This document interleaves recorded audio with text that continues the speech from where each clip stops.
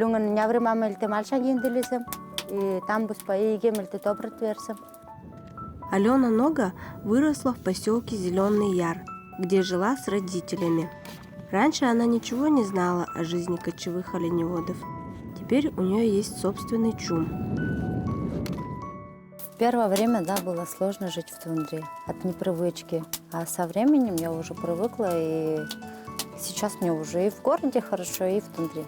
Самое сложное, это, наверное, запрягать оленей, ездить на них, так как я вообще не умела ими управлять. И строить чум тоже было очень сложно. Но со временем вот я привыкла, сейчас мы с мужем вдвоем чум ставим. Когда дети были маленькими, Алена жила в Аксарке. Кочевать с ними было трудно. Семья воспитывает 3 дочерей – Светлану, Ирину и Анастасию. Родители Алены не хотели, чтобы она переезжала в чум, так как там холодно, а дети уже привыкли к жизни в поселке. До этого кослала еще мама у мужа, и сестры тоже были в чуме. Сестры вышли замуж, мы остались вдвоем, вот и теперь продолжаем жить вдвоем. Ну, сестра, получается, соседний чум поставила около нашего чума. Первое время, да, им было сложно. А от непривычки, то, что они в городе могли в свободной одежде ходить, а тут мальцы одевай, кисы одевай. Им было очень сложно. Бывало, что они даже подплакивали, и кослать им тоже было очень трудно. Но со временем они привыкли. Чум Алексея и Алены стоит у дороги. К ним часто приезжают близкие. Летом семья путешествует по Уральским горам, недалеко от Воркуты.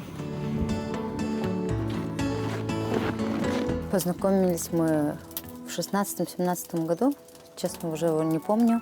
И так, в 19 году, когда у нас родилась старшая дочь, мы переехали в тундру. Ну, как переехали? Я тогда 2 года кослала, потом уехала обратно в Аксарку, устроилась на работу. И 2 года поработала, спустя время, получается, снова переехала в тундру. А мы совместно решили, что у нас дети были маленькие, и с 3 детьми сложно будет кочевать. И жили мы пока в Аксарке, пока детки не подрастут. Старшая дочь пошла в школу. Во время учебы живет у бабушки и дедушки в Аксарке. Мама научилась шить бурки и рукодельничать. Алена сшила малицу для дочки и кисы для мужа. В первое время, да, они говорили, что будет сложно, трудно. Все равно от непривычки, ну, это совсем другая деятельность. И холод, и все там надо делать тебе. Также чум ставить. Получается, в Аксарке, как мы пришли и в теплый дом заходим.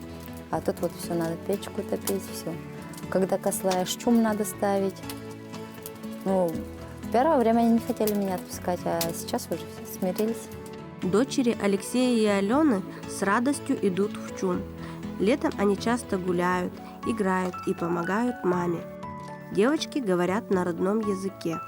А мы как-то уже привыкли жить в чуме, что в городе уже одинаково.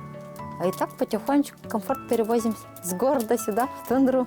Мы хотим, чтобы дети сами решили, как им будет удобнее в городе жить, либо в тундре.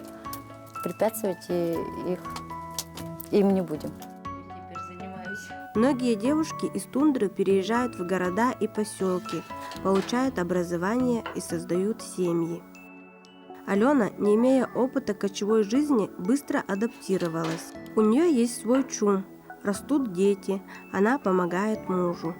Алена признается, что не хочет переезжать в поселок.